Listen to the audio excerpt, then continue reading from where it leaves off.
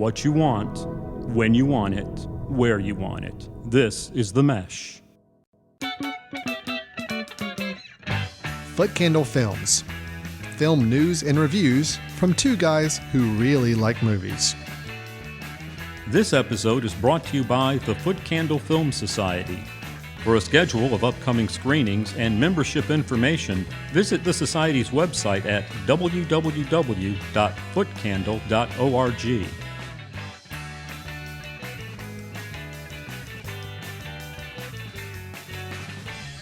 Hello, everyone, and welcome to Footcandle Films here on the Mesh.tv. This is our film review and discussion show hosted by the two guys running the Footcandle Film Society and the Footcandle Film Festival here in Western North Carolina. I am Alan Jackson, one of the people I just mentioned, and here on the other end of the line is Chris Fry, my co-founder and co-director of the aforementioned Film Society and Film Festival. How you doing, Chris? I am doing good. As always, I look forward to recording episodes, especially because in this time, it gives me a chance to see another human being that doesn't live in my house. So that's kind of nice. Yeah, absolutely. It's good to get out. And unfortunately, we're talking about a subject that we're not getting to go out and do as much, which is watching films. Right. But we do still have some films being piped into our TV sets or our laptops at home. And that's what we're going to spend some time talking about today. So every time we get together, we typically review one or two films for you, and today's no exception. We have a couple of films we'll be reviewing. These will be films that are available online to see, one way, shape, or form. We're going to review two films for you. We're going to go and jump into some movie news, and we'll also tease you with a couple of trailers of films that are going to be coming out in the near future and talk about those films, as well as end the show with our recommendation for the episode. Chris and I both share a film that we'd like to recommend to you, something that we think you might want to check out during your time at home or just for your own home entertainment. Chris, we have two films we're going to be reviewing today. First up, we'll be reviewing the latest film from director Kelly Reichardt. This film is called First Cow. Then we'll be moving on to a film that I believe is on Hulu right now, if I remember correctly. It is An American Pickle. No, it's not Hulu. Is it Netflix? Where is it? Actually, you're throwing out a bunch of streaming services, all of which are excellent guesses. It's HBO Max, I think, that actually. Man, too many to keep up with. I just kind of spin a wheel and just whichever one it lands on, that's what I say. And so HBO Max. Okay. Yes. So not Hulu, not Netflix, not Amazon Prime. HBO Max. Got it. Okay, perfect. All right. Well, then on HBO Max is a new film starring Seth Rogen called An American Pickle. So that'll be the two films we get into in our reviews, and then we'll move on to our news and end the show with our recommendations. Chris, are you ready to get started? Yeah, let's do it. Okay, let's move into our first review, which is latest film by director Kelly Reichardt. It is called First Cow.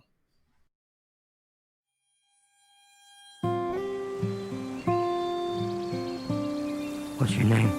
King Lou. They call me Cookie. My mother died when I was born, and then my father died. I never stopped moving. It's the getting started that's the puzzle. No way for a poor man to start. You have a cow. First cow in the territory. This ain't a place for cows. That's no place for white men either. I sense opportunity here.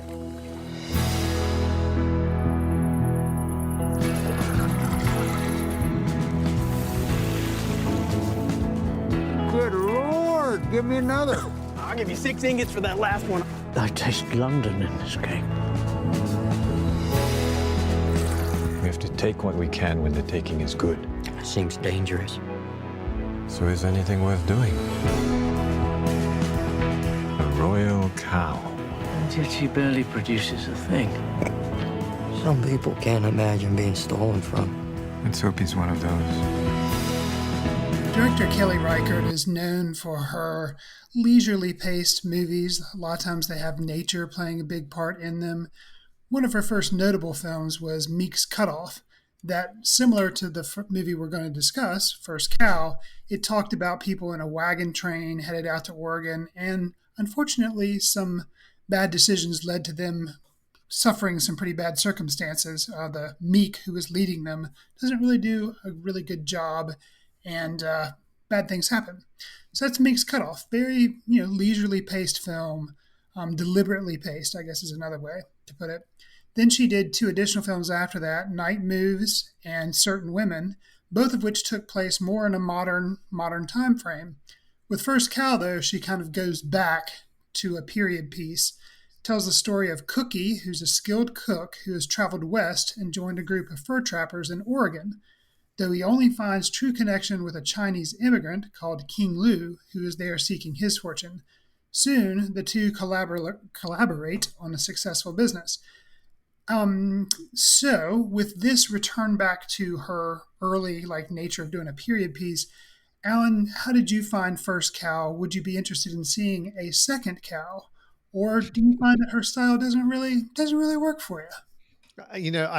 I love the idea of Second Cow. I think there ought to be a sequel to the film, and each one ought to follow a different cow, and that should be the way these films progress. It'd be nice. First Cow. This is my first experience with a Kelly Reichardt film. I just really have not spent much time visiting her films. I should, because I can tell she's a very good filmmaker. I think there's a lot of attention and a lot of craftsmanship in building the film that she's made. So I'm eager and kind of curious to see some of her other films. Okay. I will say, though, that this one was a little tougher for me. And if it's an indication of what to expect with her other films, I just need to kind of steel myself up. The pacing is really tough on a film like this, so it does hurt to some degree my enjoyment, but not my appreciation. Okay, so I can appreciate the film even though I may have some difficulty enjoying it to the full extent. I will say this is a film that has a lot of good going for it. Okay. And I think at its core, it's a really strong story, or fun, interesting story, and great characters to follow. It's just, I wish it wasn't couched in a just barely over 2-hour film when I feel like it's really a 30, 45 minute story.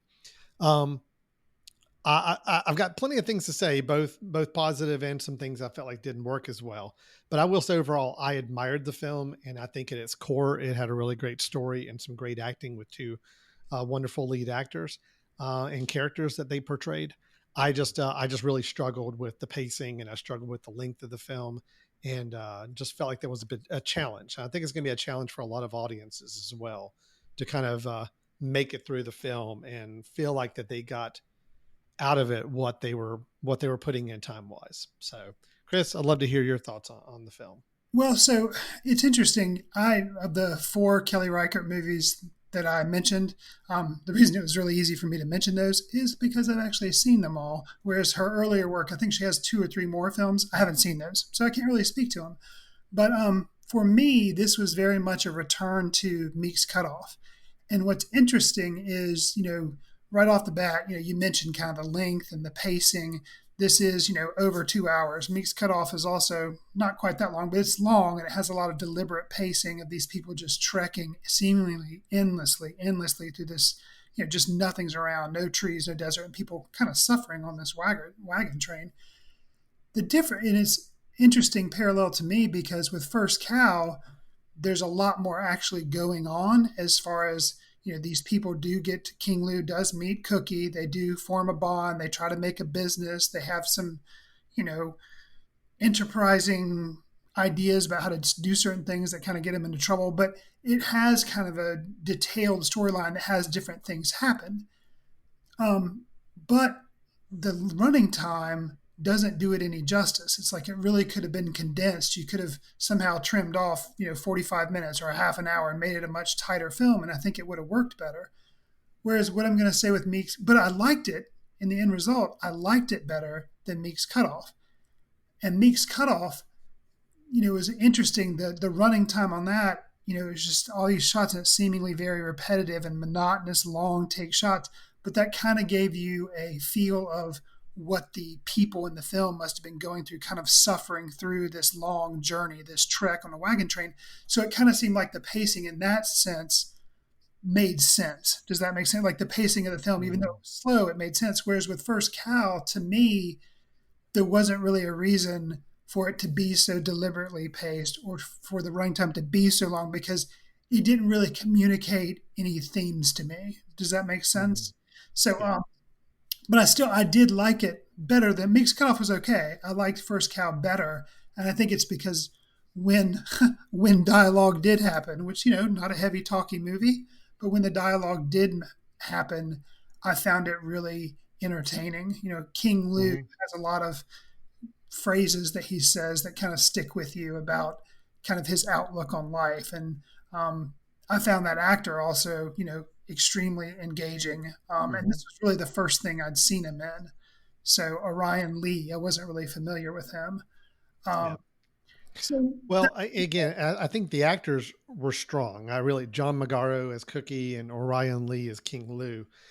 I love the relationship that was built. I mean, this is a film that really doesn't shy away from a really natural, strong relationship between two men, and the friendship and the bond that and a little bit of playing against some of the conventions of what people might expect a male figure at this time period really stood for, which I really appreciated. I thought was great. Again, all the scenes where it's the two of them talking or kind of working together or trying to look for each other really worked for me. I thought they were great. And again, the film has even got a little bit of a parable feel to it, where it's a fairly simple story. You could describe the story in really one or two sentences and you really covered it all. It doesn't get more complex than that. It doesn't get a lot more detailed than that. So, and it does have a look, you want to do good, but then you do something that's not good and it comes back to get you in some way. So that's the idea of a parable. And that from that standpoint, it works. So yeah, all those things I thought were great. I mean, anytime I felt like I was able to connect with them as characters, or I felt like something was happening, it was a great story to follow. I just wish it could have done a little briefer, because it did feel like there were just long stretches where just nothing's happening or it's very repetitive. I'm not trying to knock the film because it wants to be atmospheric and it wants to be intentional in its pacing. I get that. And like you said, even with Meek's Cutoff, you kind of wanted to put people in that situation of feeling like what it was like to just be in this monotonous traveling and moving forward. I don't really know what the monotonous ongoing situation would have been here in First Cow that we're trying to live with these characters.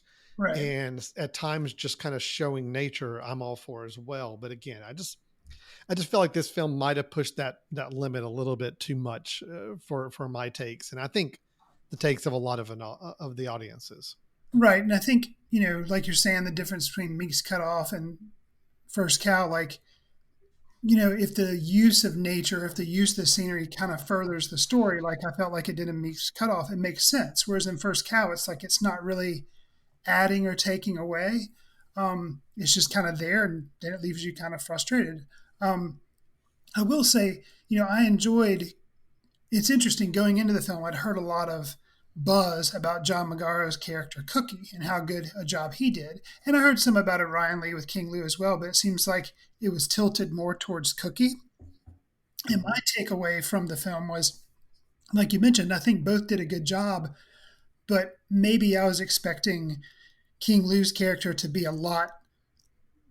kind of a second fiddle or whatever, but instead he was equal. But in my mind, he also seemed to be more of the dominant force in a way. And that kind of surprised me. I guess maybe I appreciated a lot of the lines he said, and Cookie, I guess being in his character, was a lot more subtle and a lot quieter and allows himself to kind of be dominated by those that are around him. And maybe that's just, that's kind of who his character is.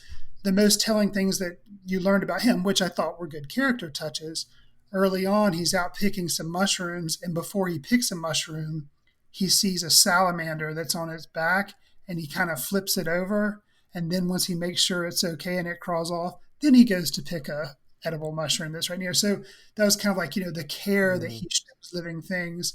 The development of, they form this bond or business together, and they make these oily cakes.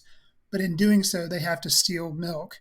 And the way that he was talking to the cow that he milks it, which when we were discussing with our film festival or film society, I was saying, to me, maybe that's just a sign of his guilty conscience because he feels bad about it because of the type of person he is. And one of our members said, well, actually, that's what people do when they milk cows. A lot of times they talk to them to make them feel more, comfortable or whatever. So that wouldn't have been that odd. And I was like, oh, okay. but it was just still, it was still a very character development moment that I thought worked really well. So. Right. And again, I agree with you on all those points. So again, I did ultimately like the film. I do think it's worth seeing. I just think you need to go in with the mentality that it's a long stretch. It's a long haul to get to. I could see a lot of audiences kind of getting to the end and just saying, was that it? I just went through 2 hours and that was kind of it. And the answer is yes, but it was good. So, the thing that you got out of it was good. It was just took us a while to get there. Overall, no, I am curious of seeing more of Reichardt's films because I think there was enough here that was really well done and interesting. And I'd be curious to kind of see her whole filmography at this point. But I can't disagree that I walk away from this maybe a bit disappointed. I think it was one that for me was really heavily hyped in the independent film community. This was a film that was slated, did actually come out to theaters and in smaller independent theaters for maybe a weekend or two. Right. And then immediately had to get shut down because of the pandemic situation. So it kind of was in limbo for like a good month or 2 months and then finally was released online. So it has had a little bit of an interesting history getting where it is. I do wonder if it's a little bit of the halo effect of, hey, we really are craving good movies right now. So this happens to be one that's a good movie came out and maybe it causes critics to be a little bit higher on it than they would have normally under other circumstances. I don't know. Again, I'm just speculating. But I did like the film. I think it was a good film. I do have some misgivings with the pacing and with the length of the film in general. So I want to call out two other performances. We've talked about the leads in the film, but probably the most recognizable actor to people that aren't familiar with the other names that we've mentioned would be Toby Jones, who plays the chief factor in this movie, which is he's kind of like the mayor of the town because chief factor is kind of an odd title. And if you don't recognize the name Toby Jones, you would totally recognize him if you saw him on screen because he's one of those character actors that you've seen 100 million times. I have to say the part that I really enjoyed, which if they gave out an Oscar for the best eating performance, then I get it because Toby Jones's character comes up to Cookie and, Cookie knows this guy's important and everything. He's saved an oily cake for him. He eats it and just how he takes the bites and chews on it and the expressions on his face and everything. It's like, yeah, this guy's obviously a good actor and he's really selling the fact that this oily cake is transformative, So I thought that was a fun moment and something that, I thought was neat to see. And then there's another guy who I think the only movie I've ever seen him in is Trainspotting, and it's Ewan Bremner and this film. And when I heard him talk, I was like, wait a second, that's Spud from Trainspotting. It was just kind of fun to see him pop up in a film when I hadn't seen or heard from him, I think, in quite a long time. So one other thing I'll say too that for me separates this, we've talked about similarities to other Kelly Reichardt films, but something that did kind of stand out a little bit is, I'm not calling this a comedy. Don't anybody get me wrong. There are some, lighter moments, but Cookie at one point, as part of his maybe diffusing the situation a little bit at two different points, basically just tells a joke to King Lou at two different points. And those, both times they happened, were just completely unexpected. And I thought both were kind of funny. And it's just like kind of an idea occurs to him and he just kind of asks a riddle to King Lou as a joke. And it really worked for me. And that's kind of an unexpected lightness that I didn't expect. So. Right. Yeah.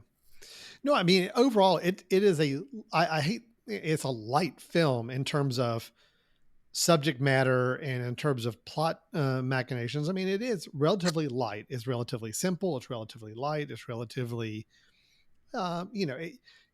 you do have some fun with it at times and at moments. So for a Kelly Reichardt film, from what I've gathered from other work she's done, it seems to be a little bit lighter touch than maybe some others have been, and just the subject matter in general. It's not to say there aren't some serious moments in the film, but overall, I think the plot of, hey, these guys are opening a business to sell cakes and they're stealing some cow milk to do that is a pretty light touch plot and a pretty straightforward, simple story. So, well, unless you've got anything else to share on it, Chris, I feel like I've kind of exhausted my review capability on this film. I liked it. Again, just misgivings with the pacing and the length of the film itself. Sounds like you were pretty high on it or had a pretty good takeaway on it. Yeah, I think I had a good time with the film. It's running. Some of the things that did frustrate you did frustrate me, but I think having had experience with her past work, I kind of knew what I was getting in for a little more, so that kind of softened the blow. Yes, because I was a little surprised. Chris Fry's patented review issues are normally pacing and length of the film, so True. I felt like that might have been a little bit working against the film in your favor, but it sounds like you went in with the right mindset of kind of knowing what to expect, so you weren't too taken aback by it. So it's good to know. All right, well, that is First Cow. It is available online for rental or purchase through all of the major film sources where you may find online cinema these days. Again, director Kelly Reichardt, and if nothing else out of the review, I do think it's worth either going back to see a couple of her previous films, or me for the first time, going back to see them for the first time. We are recommending that there's a good body of work there as far as films go with this director. I will say one last thing that I'm just happened to think of as you were wrapping up there. You mentioned how this film was in theaters and then it had to leave because of the pandemic that happened. I can see why the distribution company, A24, held on to it for so long, because I think it would have really benefited from being seen in a theater where the images that she does shoot could have been seen big screen. The aspect ratio was 4:3, which on a bigger screen, still 4:3, but it shows up much bigger, obviously, in a movie theater than it does at your home. And I think an experiential movie with slow pacing, to me, usually plays better in a theater than it does when you're trying to watch it at home on a laptop or a phone. So, very true. Good point. Good point to that. If you can watch it is that way, then that's what you got to do. So, yeah. All right. Well, that is First Cow. Let's go ahead and move on to our second review, which is the film, the HBO Max film. I'm going to get that right this time. Starring Seth Rogen and also starring Seth Rogen. It is An American Pickle.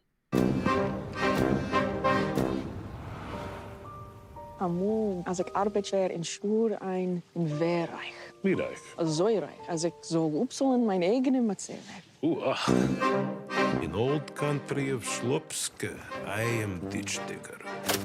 As far as jobs in Slups go, it's pretty good. We are the Greenbaums, and we have American dream. I find good job in pickle factory. Sarah, I make this vow. 100 years, our family will prosper.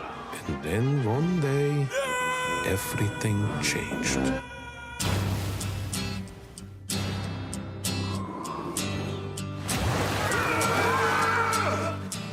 It's been 100 years. The pickle brine preserved him perfectly. You're too old to lose that. The world has changed. Everyone I know is gone. You were able to track down a great-grandson. Greenbaum? Greenbaum? This is nuts. Walk past the cafe that you don't need when you live to... The Albarans, where are they? They passed away. It was a car crash. He will tell me everything of their deaths, how their bodies died, their faces as the life left.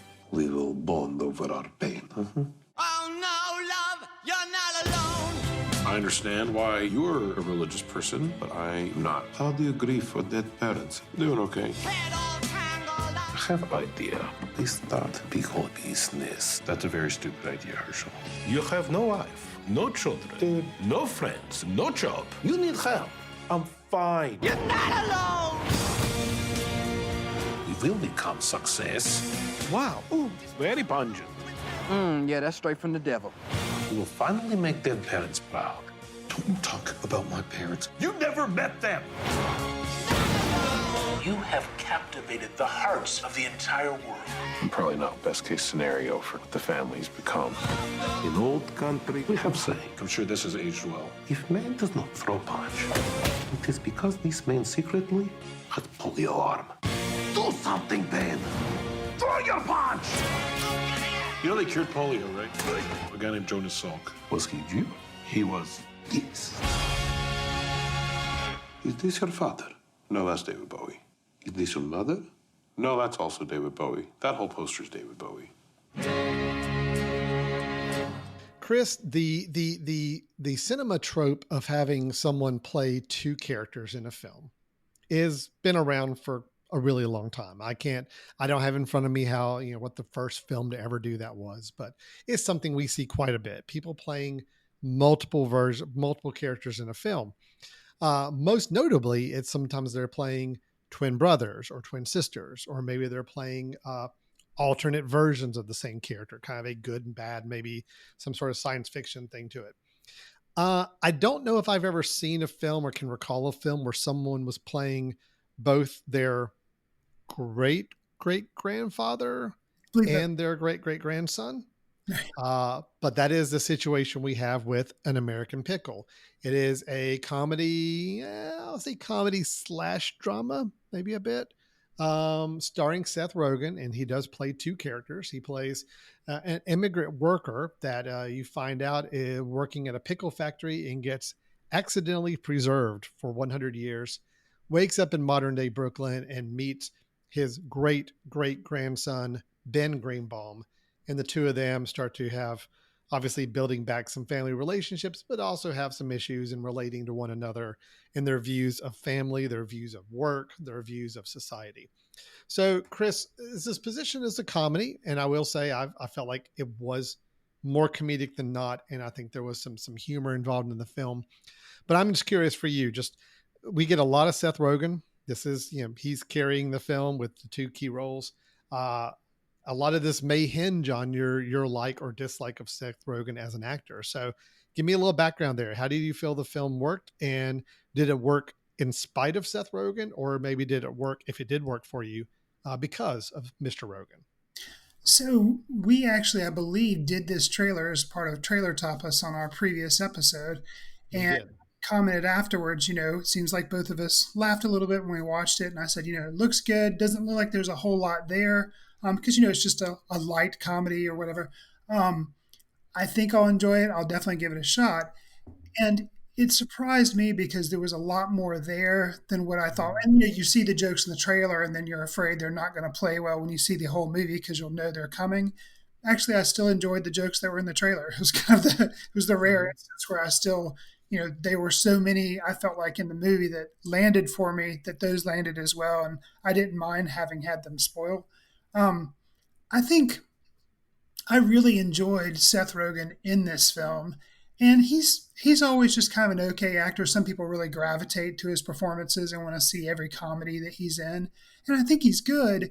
But in this one, I think it helped that when he was doing the comedy part, which was basically Herschel, that was the pickle factory worker, the immigrant, he was the one that was basically doing all the funny stuff, but he was having to be restrained because he doesn't know, he's not trying to be funny. He's just fish out of water type thing, and was delivering it in this very kind of deadpan style that I think was really effective, and something that I'm not really used to Seth Rogen. He's usually like the sarcastic pot smoking, and that wasn't that character. So it really worked for me. His other role where he plays Ben, that was a little bit more of the kind of sarcastic, Seth Rogen person that you usually see, but yet he was still different. I guess he was still somewhat different. So overall, yeah, I guess if you don't like Seth Rogen, you'll probably not like this film because he's both main actors. So what was your take? Yeah, no, I think you were summing it up right as far as Seth Rogen's performance. It's almost like it took took him as a what we normally know of Seth Rogen, kind of split him into two different personalities. And both of them were ones that were a little more unique. And I think it's the most acting I think I felt like I've seen Seth Rogen do. And I like the premise, as absurdist as it is, I think, and it knows it's absurd and it plays with that absurdity. And again, I think the premise of how do we get Herschel to modern day, it's like, oh, well, let's just do this. This will be really funny. The whole goal is we want Herschel to be modern day. We want him to interact with his great grandson because that's the key of the film. So the premise, the setup is really just, let's just have fun with it. And I think the first 15, 20 minutes of this film are probably the strongest. I had the most fun watching the lead up. And that's following Herschel in this very deadpan comedy style. I thought it was great. And then I think the introduction, kind of the whole fish out of water scenario with Herschel coming into modern day New York and meeting Ben and just that, all of that was great. I think that played really well. I do think the film maybe lost some steam when it tried to get a little further down the road with its plot, but I still enjoyed it. It still worked for me. I think once they kind of figured out that they got this fish out of water situation, they've mined that pretty well, and they're trying to push these two characters down a story. I felt like it got off the rails just a little bit, and I'll comment on that a little bit later. But overall, I still enjoyed it. It did not detract me from the film. I just think the first half, the lead up was a lot stronger than the closing on it. But again, Seth Rogen, I thought was good. I thought I was generally surprised and impressed. I was happy to see that they tried to do more with it than just play with the premise. There was a lot going on here about family, about work ethic. I thought really some interesting kind of notes about, there was some really sharp satire about Ben's career, which I thought was really interesting, kind of targeting a little bit of this. I'm going to use some generational terms, but this millennial belief that, like, for example, the logo is more important than what it is I'm actually doing. Coming up with a name for a business is more important than actually doing the work. There's a little bit of that kind of very, very sharp satire to it that I actually appreciated. It was kind of daring to say, yeah, we're going to kind of call some people on the carpet, like, who are a little too hung up on certain things and not just willing to go and do the stuff they need to be doing, or using the talents they have to actually make something happen. So, I thought it was great satire. I thought it did have some great comedy. The moments it did get dramatic, I thought were also handled really well. So overall, yeah, I actually was really surprised with the film. I liked it. It's funny. I think you and I both liked this film. And I think where you were saying it kind of went off the rails, to me, that was some of the surprising part of the movie and what made me appreciate the movie even more.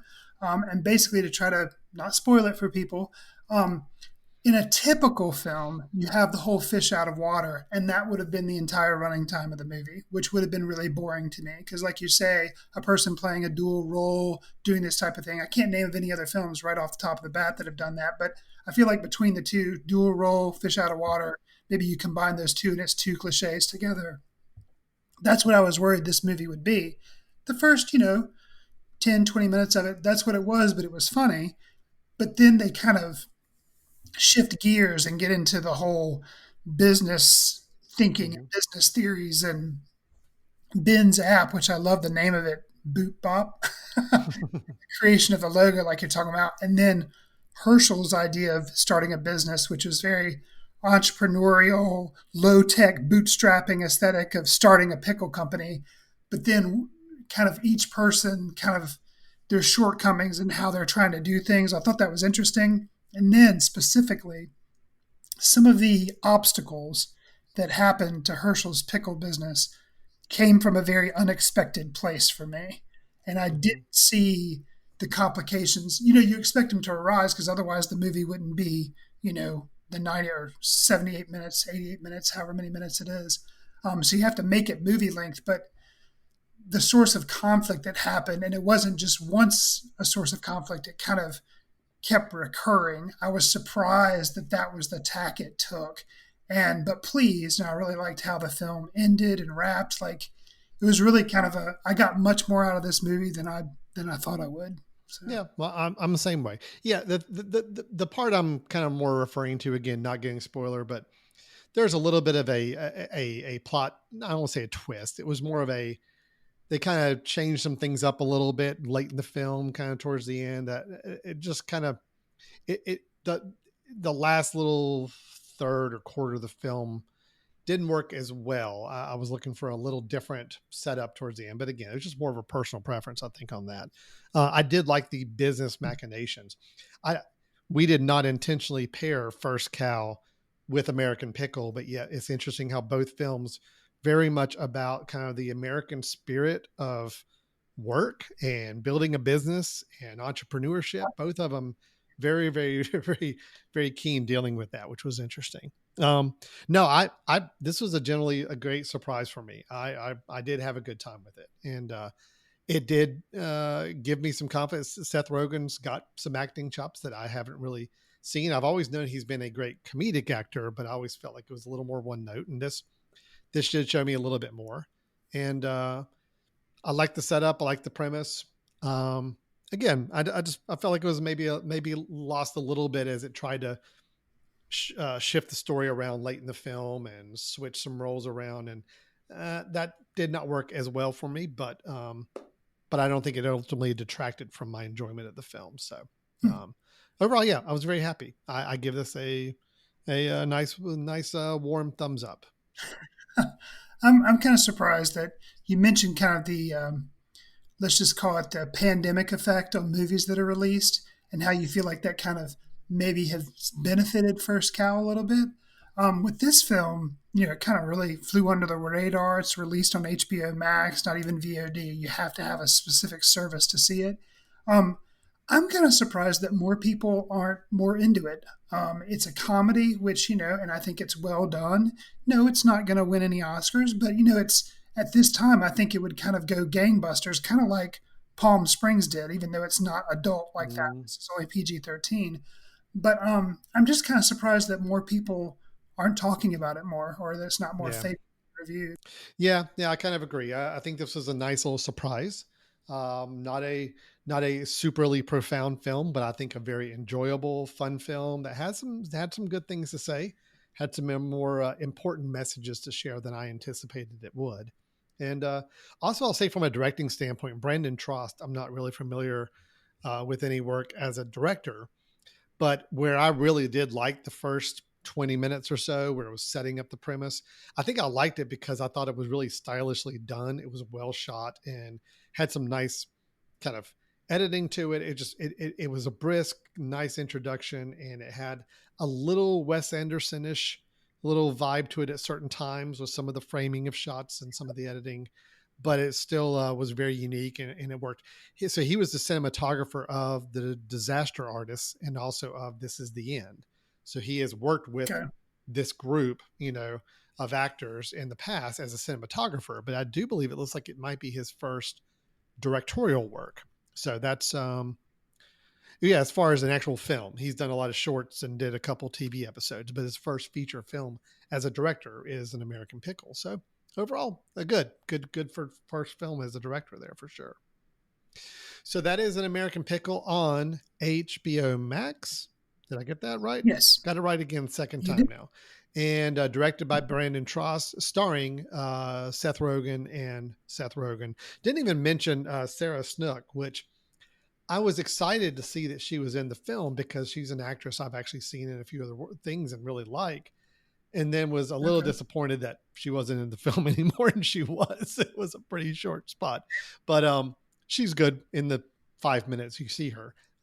So anyway, that's An American Pickle. It is out now on HBO Max, and Chris and I are both saying, yeah, it's definitely a enjoyable film. We had a good time with it, and surprising how much we did like it. So, all right. Well, Chris, we had two films that we were both generally positive on or highly positive on, for this set of reviews.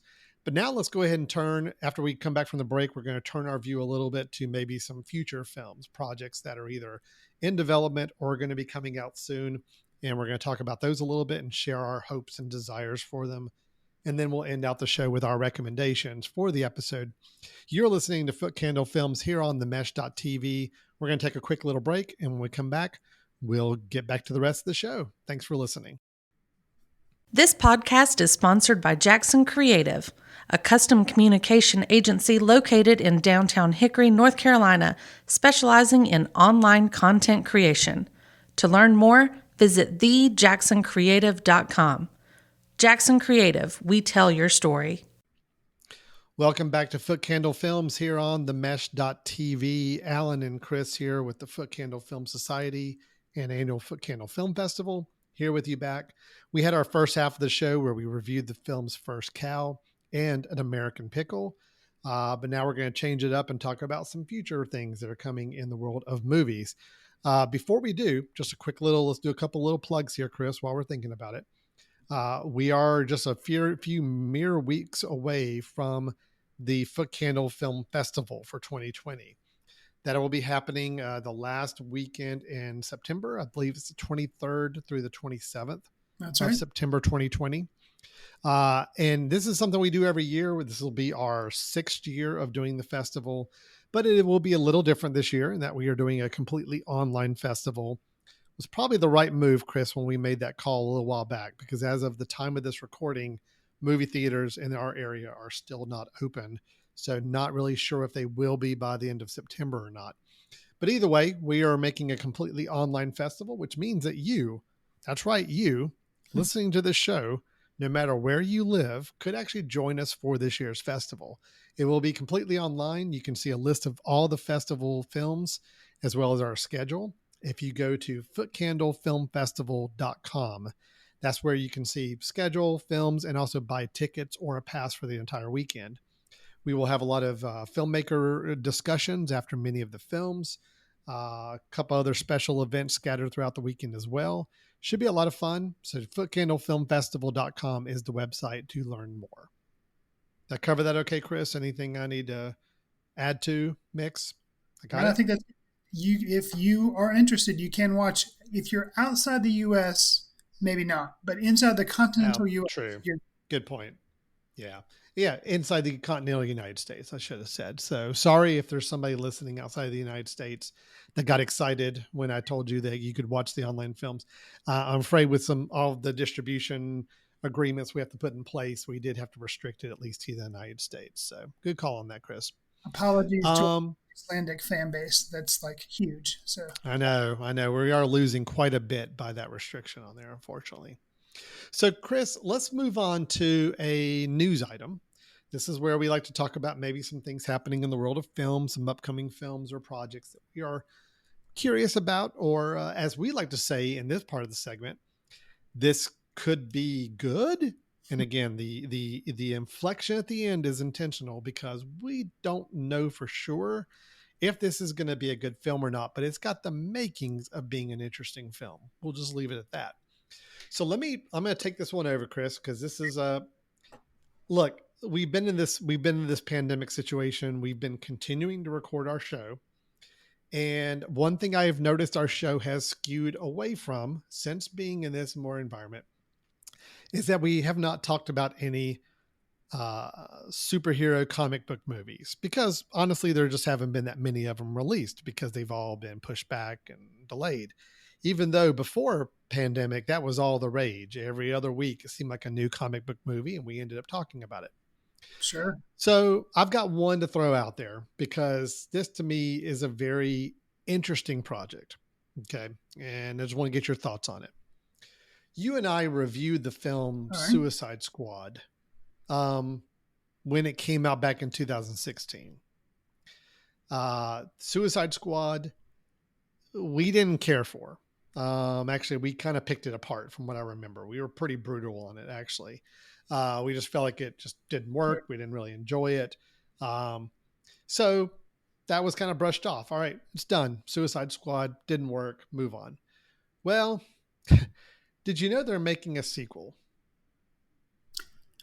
And it's called just Suicide Squad, right? It's called The Suicide Squad. Yeah, The Suicide Squad instead of Suicide Squad.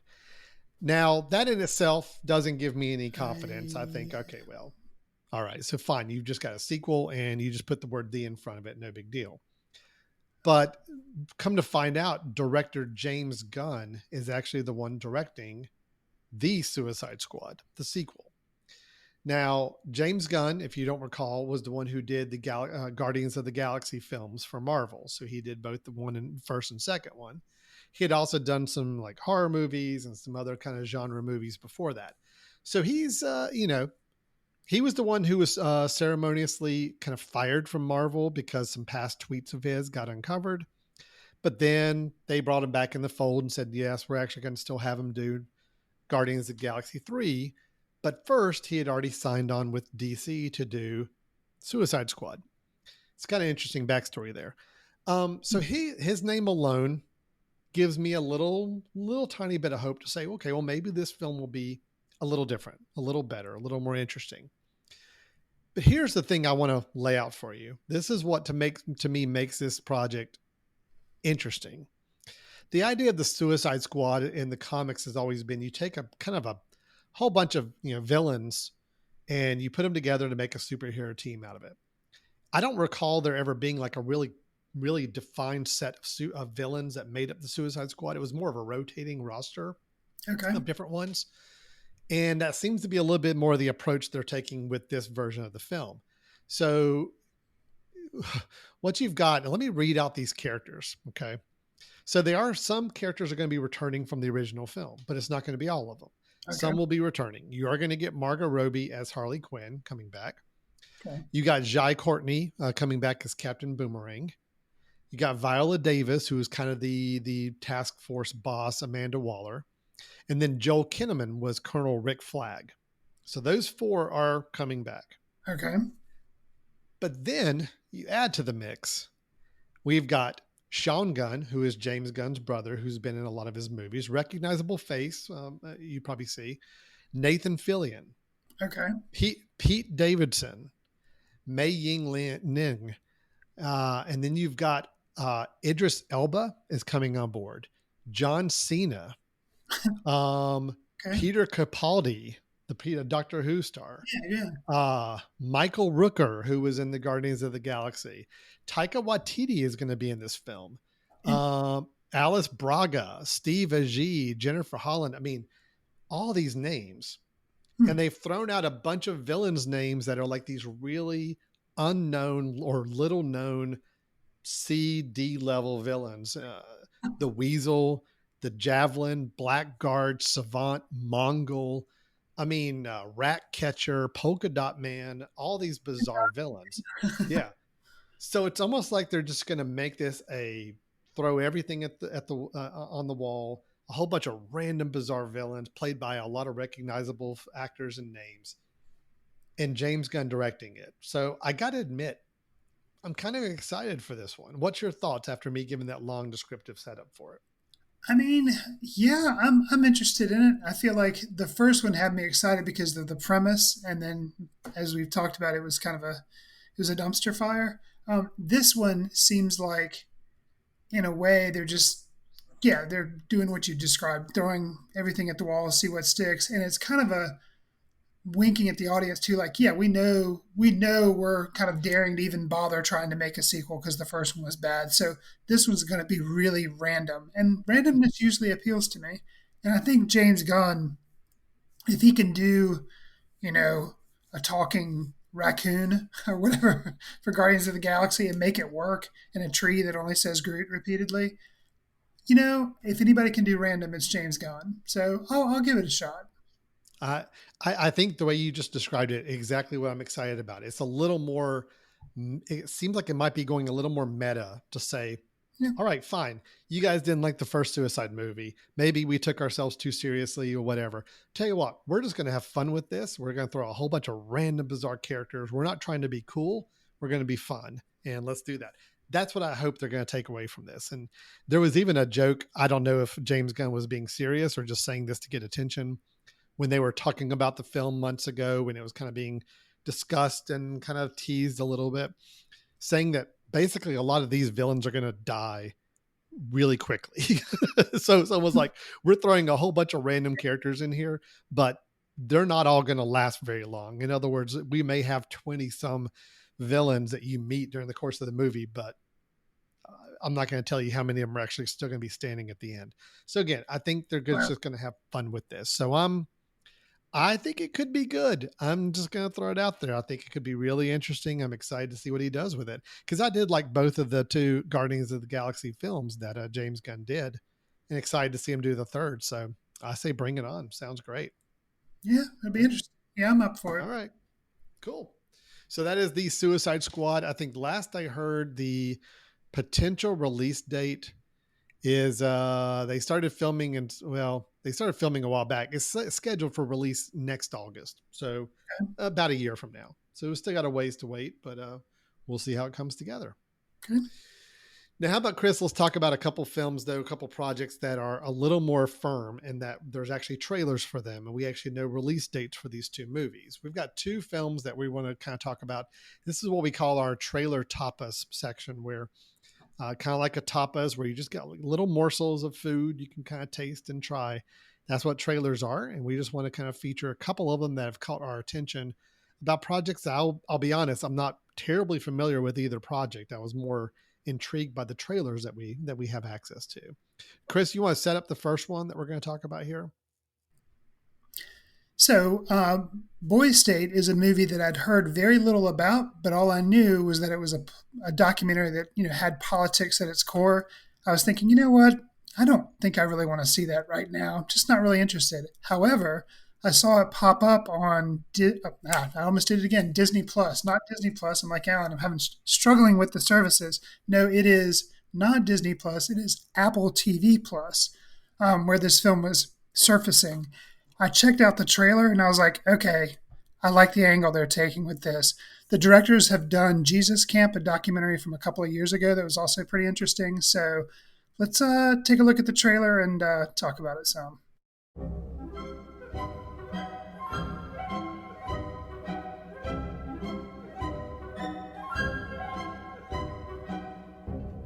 I will skip the part where I brag for 3 minutes about how great and cool I am, seeing as we are all qualified young men of skill and character. People like that stuff. Good, yeah. People like that stuff a lot. Some people say they're a sports junkie. I say I'm a politics junkie. The harder the conflict, the more glorious the triumph. I'm playing this like a game. I would like very much to win. I love it, boys. I love it. Where are you from? I come from a very modest family. I'm on the course to be the first one to graduate from high school. I'm a progressive person, and I'm in a room full of mostly conservative people. Our masculinity shall not be infringed. I've never seen so many white people ever. I feel like everybody has this secret underlying need for bipartisanship. A message of unity, as good as it sounds, is not winning anyone any elections. Primary polls are now open. Get yourselves ready for a turbulent election. Whatever happens, dude, best of luck. If you win, I support you fully. My name is Steven Garza, and I'm running for governor. This gets applause because... As to the political views voiced in my speech, sometimes you gotta say what you gotta say in an attempt to win. I think he's a fantastic politician. But I don't think a fantastic politician is a compliment either. We're gonna do shock and awe. It's gonna be awesome. I want y'all to take out your phones and go on Instagram. Everyone, come on. Oh my God.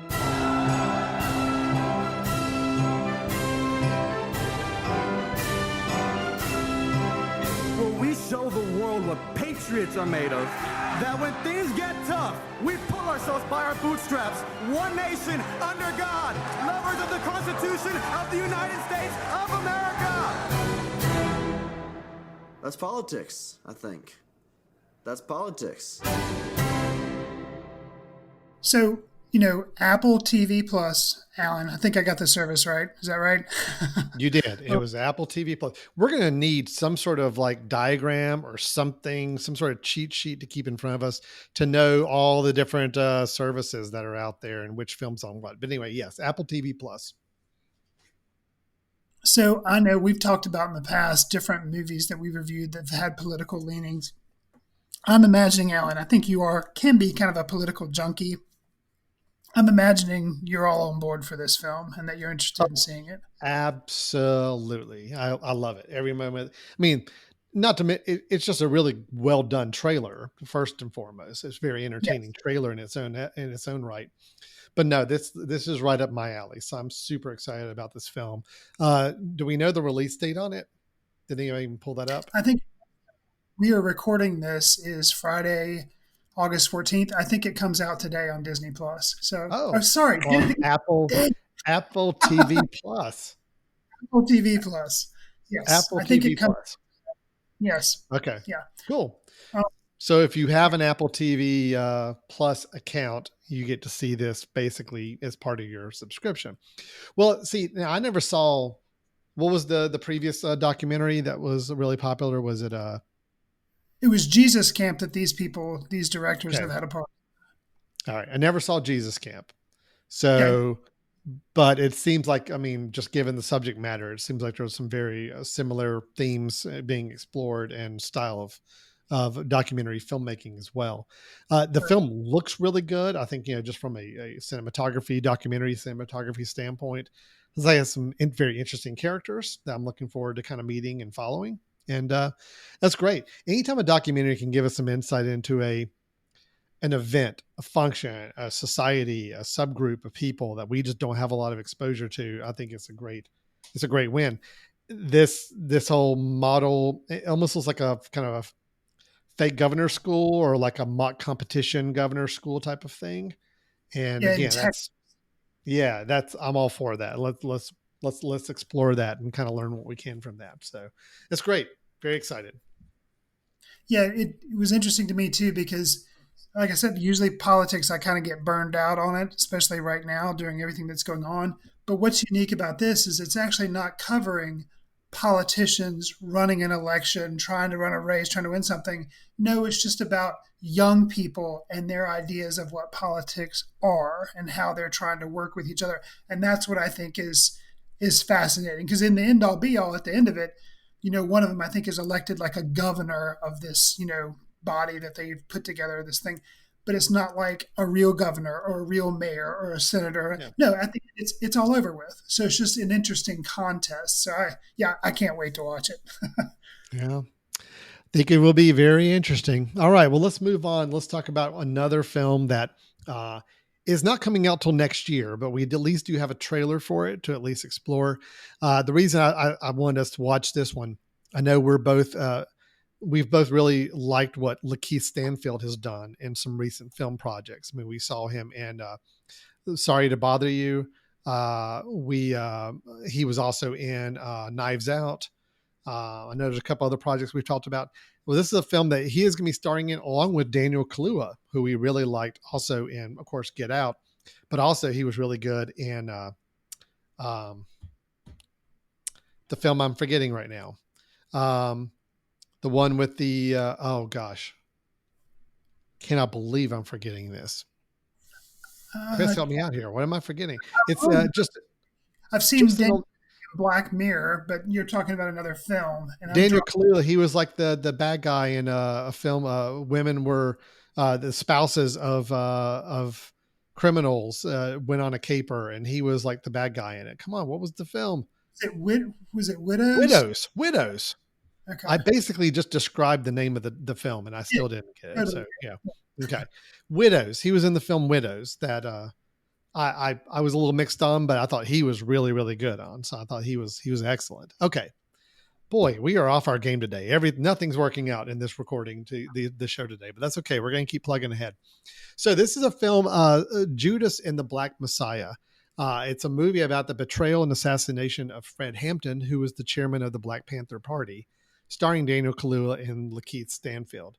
So again, this is a film that doesn't come out till 2021. It doesn't really have, I don't think, a very specific date. Kind of waiting to see what happens, but the trailer I think looks really good. So let's watch this together here. Deputy Chairman Fred Hampton of the Illinois Black Panther Party. Repeat after me. I am a revolutionary. I am a revolutionary. I am a revolutionary. I am a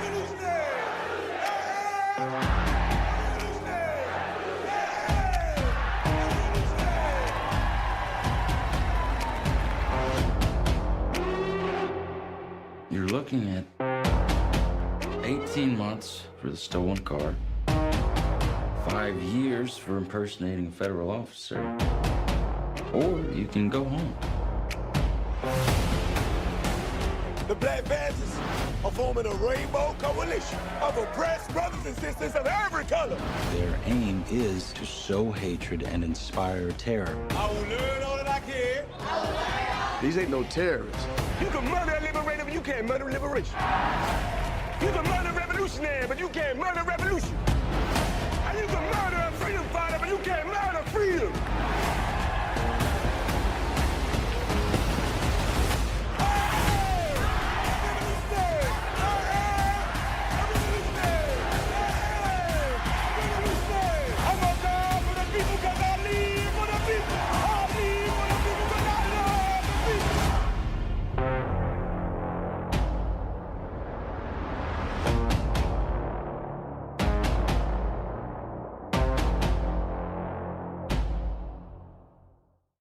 Okay, so Chris, that was the trailer for the film we just talked about, Judas and the Black Messiah.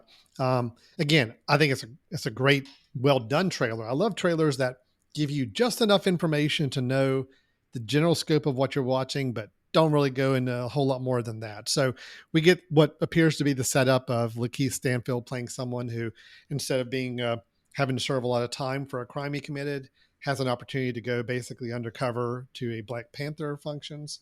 And we do know, as in the lead up in the setup for the film, that this is a film about the assassination of Fred Hampton, who is the chairman of the Black Panther Party. So thoughts about the trailer or about the film in general?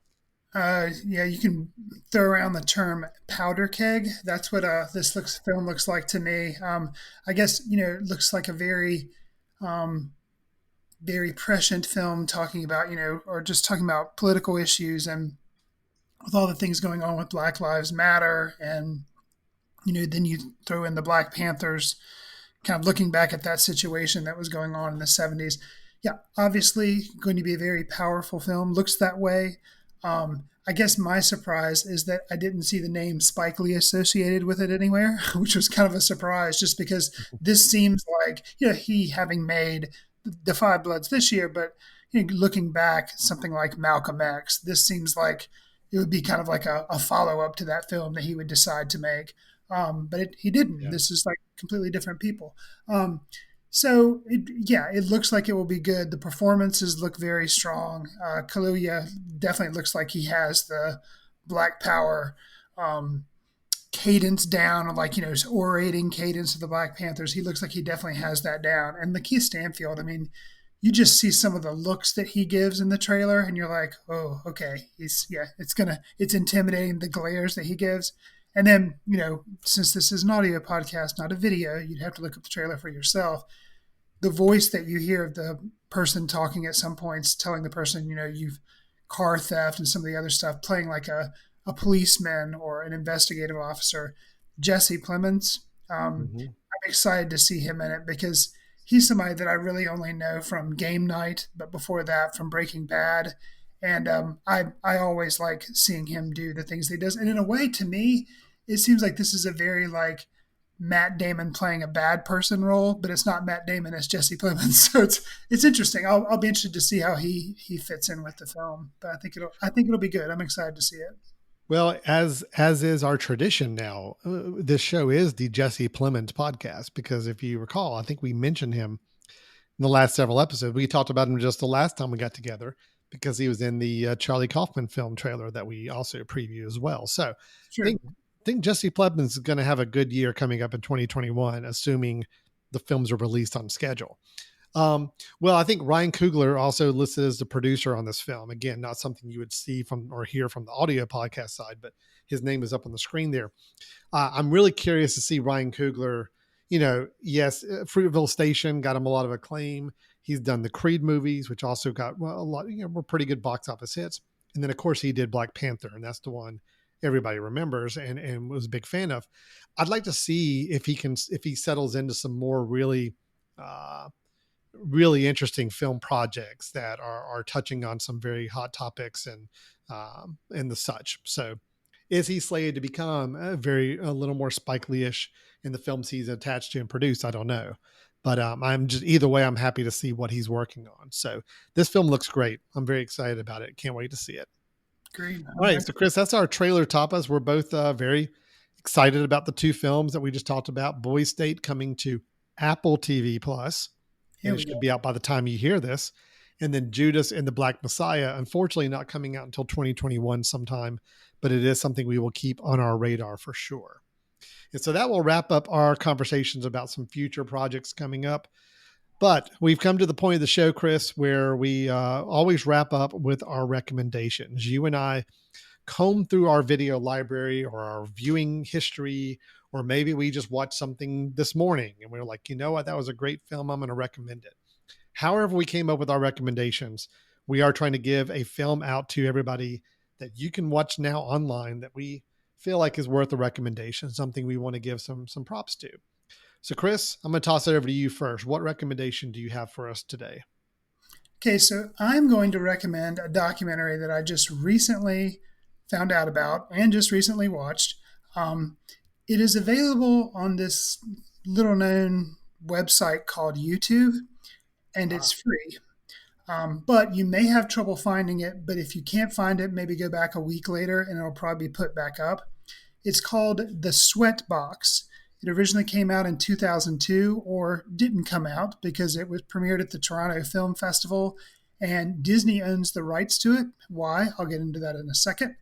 And they have never released it on home video or DVD. So basically the only place it was shown was at the Toronto International Film Festival, and then has gone missing. So Disney owns the rights. Why haven't they released it? They've got a service, let me see if I can get it right, Disney Plus, that this could easily go on if they decide to put it on there. Well, the reasoning goes this way, and probably you can figure out why. This is a behind-the-scenes documentary about a film that I've actually recommended on the podcast, Emperor's New Groove. It's a Disney film that came out. A lot of people didn't like it. They thought it was really weird. They thought it looked kind of like a Chuck Jones type, Bugs Bunny type inspired kind of movie, because it looked nothing like the usual Disney animation. The songs were all weird. A lot of people just didn't like it. Starred David Spade, John Goodman. I really liked it. I really thought it was funny. It was an unusual Disney type film. And then later, Emperor's New Groove kind of got a little bit of a cult following, and they actually made I think it was a Saturday morning cartoon, like kind of short-lived, but they had something with that. The Sweatbox documentary came about because Sting originally was supposed to do all the music for not The Emperor's New Groove, but a movie called Kingdom in the Sun, which was then changed to Kingdom of the Sun, and then was finally changed to Emperor's New Groove. The documentarian who made the film was his wife, Trudy Styler. So that's how she had all this access to Sting and his frustrations with trying to make the music, and got all this access to talking to Disney animators, getting to go on campus at the Disney animation studios, talking with them about this whole process of making a film. So you can see that originally this was probably supposed to be, if everything had gone smoothly and they hadn't hired and fired actors and totally changed the way the movie was going to be made or what the story was going to be, if it had gone like quote unquote normal, this probably would have been like a feature, a behind the scenes feature on the Kingdom of the Sun DVD.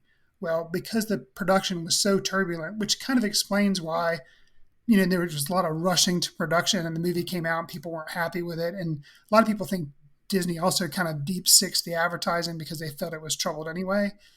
So if you've seen Emperor's New Groove and you like it, or maybe if you've seen Emperor's New Groove and you didn't like it, if you watch this behind the scenes film about how Disney was trying to get a movie made, it really sheds a lot of light on the creative process, about how they try to work together, but yet they are not shy about tearing each other's ideas down. And it was fascinating. I will say that when you do find it on YouTube, because it is basically, not supposed to be there, it is a very rough copy of it. There's actually a time code stamp on the bottom of it. I think the copies that I saw floating on YouTube. So quality is not that great, but the story is really interesting about all the changing and how this movie morphed from the way it was started to the way it ended. Definitely worth checking out. It's called The Sweat Box. And you may say, why is it called that? Well, apparently the original screening room that Walt Disney had out in California at the studios was an unair conditioned theater where you would go in there and watch like the rough cuts of films. And it was hot, apparently. So they nicknamed this film, which I think they do have air conditioning in the screening room now, but they called this film The Sweat Box. Wow. I am fascinated. I knew nothing about this. I did like the film Emperor's New Groove. I thought it was a fun movie, but I had no idea the background behind the film. Did not know Sting's involvement or anything. So this is okay. I've already added it to my playlist. I will be watching this very, very soon. So thank you for that great recommendation. Unfortunately, Chris, my recommendation is one you've already seen. So okay. I can't, so it's not one that, you're going to be able to go run out and see for the first time. I apologize for that, but too many situations just led to this recommendation that I just felt like it was apropos the right time to bring it back up. And I'm going to go way back in the Wayback Machine, back to Footcandle Films number 7. Wow. Episode number 7. Do you know what our main review of that episode was, Chris? I have absolutely no idea. You can't rattle off our episode numbers and they're the main films we reviewed by heart at this point? No. Chris, you need to work. You got to work on that, man. You got to work on that. So, are you recommending a movie that we reviewed or recommending a movie that you've already recommended on a show? No, it's a film we reviewed back in Footcandle Films number 7. But I don't think we've really mentioned it since then. So I'm going to bring it up as a recommendation now. Give me a hint. What's the genre of the film? It's got a little bit to do with apocalyptic visions. Whoa. Maybe some natural disasters possibly coming to afflict a family. Oh, okay. Yes, now I get it. So would it be Take Shelter? It is Take Shelter. So this is the film starring Michael Shannon and Jessica Chastain, directed by Jeff Nichols. Now, I'll bring this up for a few reasons, Chris. Just this past weekend, we had something here in our part of North Carolina where we live that we don't have very often. And it was an earthquake. Okay. We had an earthquake here. A lot of people around here got kind of freaked out by it. So we're not used to earthquakes in Western North Carolina. And it was like a 5.1 or something, I think, on the Richter scale. So it was a pretty good one. Sure. We've had torrential storms and downpours for the last couple of weeks. A lot of rain, more than usual. We're entering hurricane season. So we've started to kind of hear that hurricanes are starting up. And then, of course, we're right in the middle of a pandemic. And I'm not even going to bring up social and political strife and issues going on. But there's a lot of things that, if you were the character that Michael Shannon played in this film, where he is plagued by a series of apocalyptic visions. He's a young husband and he's a father, but he's questioning whether or not he should be sheltering his family from a coming storm or from himself. You get the kind of the tone of the film and maybe what brought it to mind for me to say, you know what, this maybe has a little bit of connectivity to where we are today. He has a really interesting quote that I think is the kind of the quote from the film that probably when they played clips from it, this is the part, him yelling to a group of people. It's like, there's a storm coming like nothing you've ever seen, and not a one of you is prepared for it. So the film itself, though, it's not about the apocalyptic visions. It's about the impact it's having on him and his questioning his own sanity along the film too, because you as a viewer don't know if what he's pretending, what he's seeing, what he's envisioning is real or not, whether it's going to happen or not. There is a bunker being built for his family. And again, you just never quite know if it's because he truly is sensing something that's going to happen, or if it's just someone who's really struggling with a lot of kind of his grasp on reality at the moment. Regardless of that, and I love the way the film ends, and it never means to give you a perfect answer either. But I love everything about the film. I love the acting. Michael Shannon, this was probably Michael Shannon at peak indie star film quality. He got bigger after that, but I think this was kind of where he really got noticed on the smaller independent film circle for sure. And then Jessica Chastain, it's one of the first films I remember her being in general that I ever saw her in. So you got two really great actors who are kind of either rising or coming near the peak of their independent film careers. Jeff Nichols, a really great director who has only made 5 films. And Chris, do you realize that Loving, his last film, that's the last film he's done? And no, I'm sorry, Mud. Mud was the last one he did, I believe. He's only made 5 films. Loving was after Mud. Midnight Express, I think, was that before Loving? That was before Loving. Loving came after that one. I think Loving was the last one because Mud Okay. was earlier than both those. Mud was after. So it was basically you had stories. Yep, you had that. Then you had this film, Take Shelter. Then you had Mud. Then you had Midnight Special. Then you had Loving. That was his 5. Loving was like many years ago, and he doesn't have anything listed on IMDb as an upcoming project at all, which is a shame because I've seen 4 of his 5 films and I like all 4 of them. So kind of upsetting that, there's not anything on the horizon unless hopefully maybe it's a secret project that he just doesn't have listed on IMDb or anywhere else right now. So, but anyway, you were a big fan of Take Shelter too, if I remember correctly. Yes, I liked it a lot. Yeah. It's a really, really good film. And again, it's, to me, it's, I think about it a lot in terms of the same film, the Coen Brothers film, A Serious Man, where both films are about this building sense of something's going to go wrong or the characters feel like something is happening wrong. Both of them end on a very, a little either ambiguous or ominous or surprising end. Yeah. But it's about characters that you just don't know if the things happening to them are truly happening to them or more things that they're envisioning or seeing along the way in their life. So, and I think both these films came out relatively same time, but Take Shelter is a really good film. So unfortunately, there's just too many things going on right now that made me think about this film. So I had to bring it back up as a recommendation. So that is a good one. So although I don't know if recommendation is the right word, because if somebody's already if you find yourself maybe struggling with all the things going on in the world right now and not wrestling with it very well, this may not be the film you want to watch, because I don't think it's going to help with that sense of dread or anxiety. So anyway, sorry about that recommendation. I didn't really end the show on a very positive, upbeat note, but that's where my head was at the time of coming up with this recommendation. So fair enough. All right. Yeah. So I think that's with that downer note, Chris, I think we're going to wrap up the show today.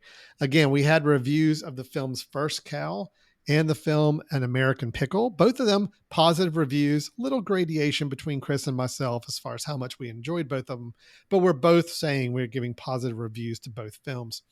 Then we did talk about the film Suicide Squad, or The Suicide Squad, by Mr. James Gunn, coming out sometime in the next year.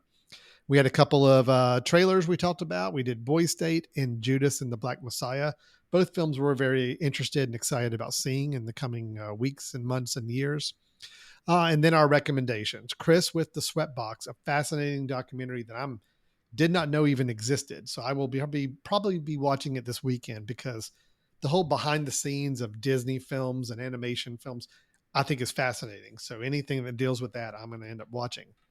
And then I gave the recommendation of Take Shelter, although I'm starting to second guess whether I want to recommend that film, and maybe hold on and table that one for a little while later when people are feeling a little better about some things. So Chris, with that, we have wrapped up. But if somebody wanted to ask questions or get back in touch with us, what should they do at this point? Easiest way to do it is send us an email to info@footcandle.org. You can also follow Alan and I on Twitter with Footcandle Films, and that's just simply @Footcandle We are both on Letterboxd. You can track what we're seeing. Sometimes we write short little reviews. If you do enjoy our show, consider doing us a favor, since you get it for the extremely low price of free. You could do us a favor by going onto iTunes and give us a star rating or write a review, because it helps us reach new listeners, and we'd appreciate it. Yeah, absolutely. So please do reviews, subscriptions, ratings, any of those things help, because there's a lot of things out there on the internet to watch and listen to, and just if you enjoyed it all listening to us drone about films for the last hour or 15 and change, any of those things you can do really help the show get viewed and seen by others as well. So we appreciate anything you'd be able to do to help out. So with that, we're going to go ahead and wrap it up. Again, remember the Footcandle Film Festival coming up September 23rd through the 27th of the year 2020. You can go to footcandlefilmfestival.com to find out what films we're playing, see the schedule, and access tickets and passes to watch the films. Again, it's an online, completely virtual festival, so you can watch it from anywhere you are. And we'll be happy to have you join us online in late September. All right. Great. Chris, we'll go ahead and wrap it up. Thanks again to everybody for listening. Thanks, Chris, for zooming in and joining the conversation. We will talk to everybody soon. Take care. When theaters are open, see you in the ticket line. Watch films in the company of like-minded people in the dark. Watch films in the underground. We won't let anyone know where you are. The films that don't make it to Carmike at the mall, or ones that were famous when Grandpa would watch films out of the reverence of the heritage of an art. Watch films through the courtesy of Footcandle Film Society. Special thanks to Carpal Tuller for the show theme music. For more about Carpal Tuller, visit www.carpaltuller.com. You've been listening to The Mesh, an online media network of shows and programs ranging from business to arts, sports to entertainment, music to community. All programs are available on the website as well as through iTunes and YouTube. Check us out online at themesh.tv. Discover other network shows and give us feedback on what you just heard.